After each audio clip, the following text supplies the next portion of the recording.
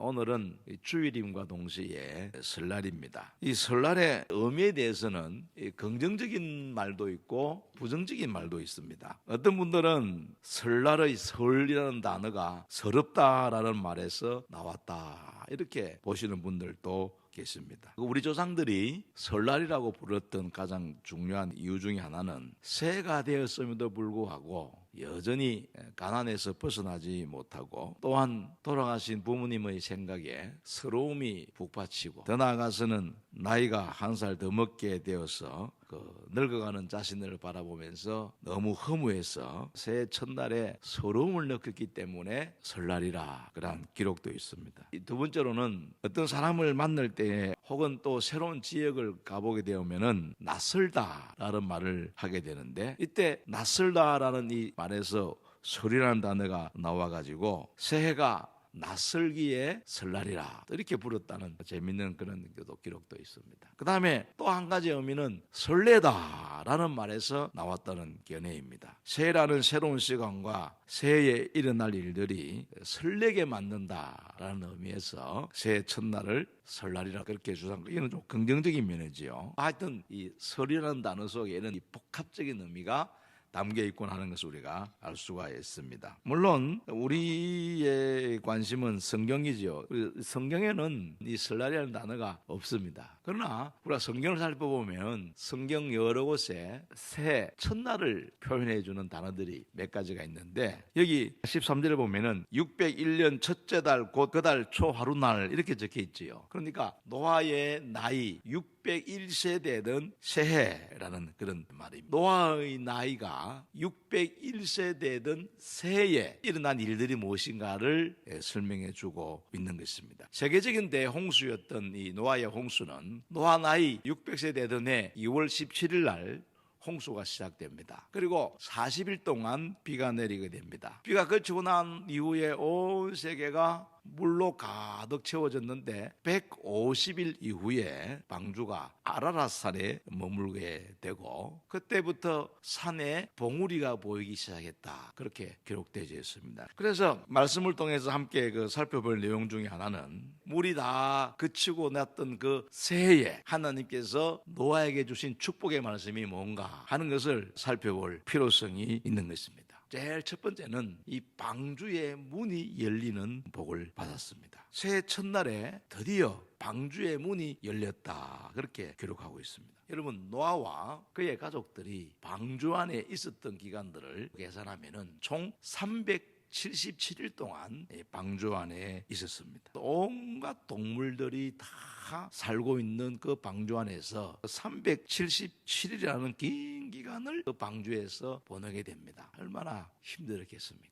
그런데 새해 첫날에 이제 드디어 물이 그치자 노아가 어떻게 합니까? 노아가 방주 뚜껑을 제치고 본적 그 당시에 노아의 감정을 잘 나타내 주는 단어가 제치고라는 단어. 그러니까 얼마나 그 방주 문을 열고 싶었겠습니까? 이때 이 방주의 문을 열면서 노아의 얼굴이 얼마나 소망으로 가득 찼겠는가. 성경에는 기록되어 있지 않지만은 노아와 그의 가족들이 다 환호를 질렀을 것입니다. 601년 새해 아침은 노아와 노아의 가족들에게 희망의 문이 열리는 순간입니다. 방주 안에 있으면서 느꼈던 절망의 시간들, 고통의 시간들이 다 끝이 나고 이제 소망의 문이 열리고 희망의 문이 열리는 그날이 노아 나이 601년 되던 새해 첫날의 모습이었습니다. 이런 모습을 우리가 상상해 본다면은 설날을 맞이하면서 지난날의 모든 고통과 절망의 순간들이 다 사라지고 새해의 소망의 문, 은혜의 문, 축복의 문이 열리는 여러분 되기를 주님의 이름으로 축원합니다. 두 번째 받은 복은 뭐냐면은 생육하고 번성하는 복입니다. 오늘 성경을 살펴보면 놀라운 사건이 하나 있습니다. 노아가 물이 그친 것을 알고도 57일 동안 방주 안에 있었던 것입니다. 하나님께서 노아에게 나오라고 말씀하지 않았기 때문에 노아는 하나님께서 나오라고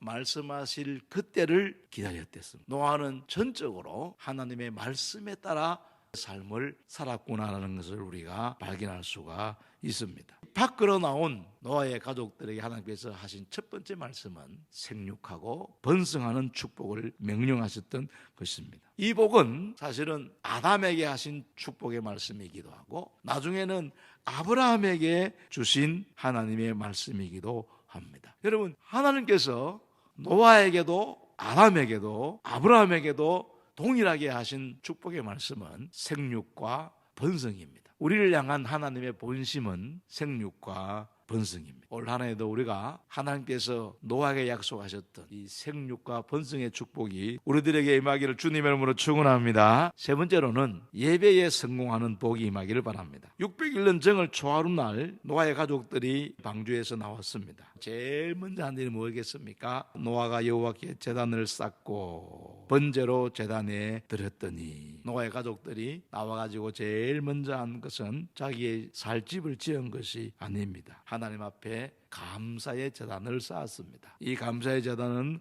바로 번제였습니다. 여러분, 우리가 충분히 상상할 수가 있습니다. 홍수 이후에 세상이 어떤 세상인지. 모든 것을 홍수가 다 썰어버렸고 남은 것은 없습니다. 당장 먹어야 하고 입어야 하고 식구들이 머물 자리도 필요합니다. 그럼에도 불구하고 그 모든 일보다도 가장 우선적으로 한 것이 뭐냐면은 바로 방주에서 나와서 예배를 드린 것입니다. 내 모든 삶의 새로운 시작이 예배라는 고백입니다. 이 고백이 노아의 신앙행위 속에 담겨져 있는 것입니다. 이렇게 하나님 앞에 정성 다하여 예배를 드렸더니 하나님께서 노아의 예배를 받으시고 그리고 내가 다시는 물로 저주하지 않겠다. 그리고 무지개 언약을 하는 것을 우리가 볼 수가 있습니다. 여기에 노아가 드린 제사는 번제였습니다. 번제는 완전히 그 동물을 불태워버리는 제사입니다. 완전한 희생을 말합니다. 우리의 예배 속에는 하나님을 향한 희생이 들어가 있어야 됨을 강조합니다. 예수님께서는 이런 예배를 신령과 진정으로 성령과 진리로 드리는 예배다, 그렇게 말씀하고 있습니다. 하나님께서 노아의 예배를 받으시고 노아에게 축복하시는 모습은 인상적인 모습입니다. 오늘 우리의 마음속에 내가